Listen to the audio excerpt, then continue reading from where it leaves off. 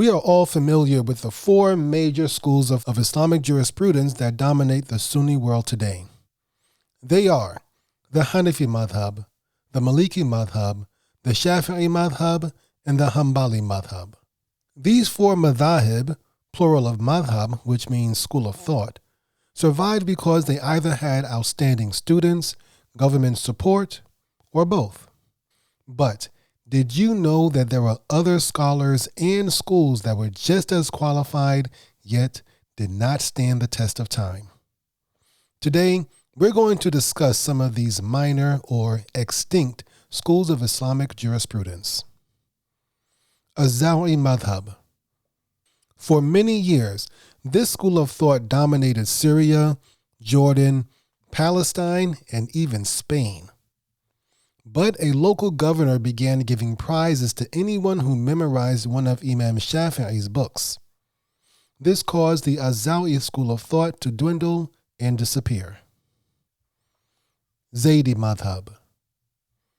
Imam Zaid was the great-grandson of Ali ibn Abi Talib through his son Hussein. His father was Zainul Abidin. Imam Zaid was a master of the Quran and Hadith and used to discuss religion with Imam Abu Hanifa. This shows the divisions we see today were most likely not as prominent back then. Unfortunately, Imam Zaid got involved in a revolt against the Umayyad dynasty, who sent an army to crush them. At the same time, Imam Zaid refused to curse Abu Bakr and Umar radiyallahu anhum, which alienated most of his forces. Most of his army deserted him, and the remainder were easily defeated by the Umayyads. Imam Zaid was also killed in this battle. Even though he was a descendant of Ali, Imam Zaid was not as extreme as other Ali supporters. He did believe Ali ibn Abi Talib radiyallahu anhu was better suited as caliph than Abu Bakr and Umar. However, he accepted their caliphates and did not believe they cheated Ali out of his rights like others do. The Zaidi Madhhab still exists today, but is primarily found in Yemen. Its jurisprudence falls somewhere between Sunni and Shia. In fact, many Sunni scholars today consider the Zaidi Madhhab a fifth Sunni Madhhab. Laithi Madhhab. Imam Laith was from Persia. He lived during the same time period as Imam Malik, Imam Abu Hanifa, and Imam Shafi'i. In fact, he once debated Imam Malik about accepting the customs of the people of Medina as a source of Islamic law. Though Imam Laith and Imam Malik disagreed on some things, they were very similar in other respects. Their teaching styles were similar, and they both disliked hypothetical fiqh or utilizing too much qiyas, that is, deduction. Similar to Imam Ahmed ibn Hanbal, Imam Laith did not record his rulings and did not allow his students to do so either. Hence, his school of thought did not survive long. The Laithi Madhhab was eventually eclipsed by Imam Shafi'i. However, he did have a strong influence on Imam Shafi'i, who absorbed many of the Laithi teachings into his own. Imam Athari. Imam Athari was the main scholar of the Hadith school of Kufa in modern-day Iraq. He was a contemporary of Imam Abu Hanifa, who also resided in Iraq.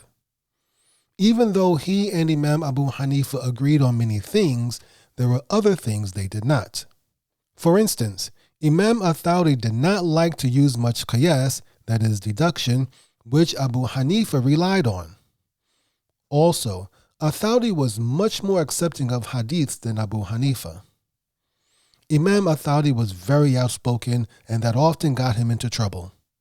He wanted nothing to do with the government and refused all positions offered to him.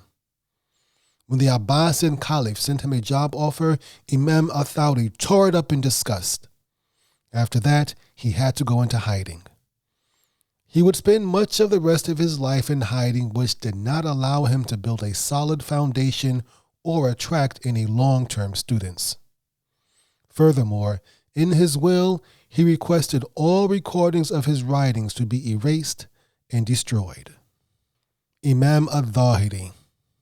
Imam Dawood al-Zahiri studied under both Imam Shafi'i and Imam Ahmed ibn Hanbal. However, Imam Ahmed expelled al-Zahiri when he claimed the Quran was created. Al-Zahiri was a literalist and preferred to use the obvious meanings of the text to make his rulings. He shied away from using interpretations and metaphorical meanings. In fact, his name, Dawood al-Zahiri, is really a nickname meaning Dawood the literalist. He rejected qiyas of those who came after the time of Prophet Muhammad sallallahu alaihi wasallam. However, he came up with another method of handling issues not found in the Quran and Sunnah. He called this method mafhum, but in reality, it was very similar to qiyas. His approach was gradually marginalized and he did not attract many students. His school of thought was close to dying out when a famous Spanish Islamic scholar named Ibn Hazm adopted it.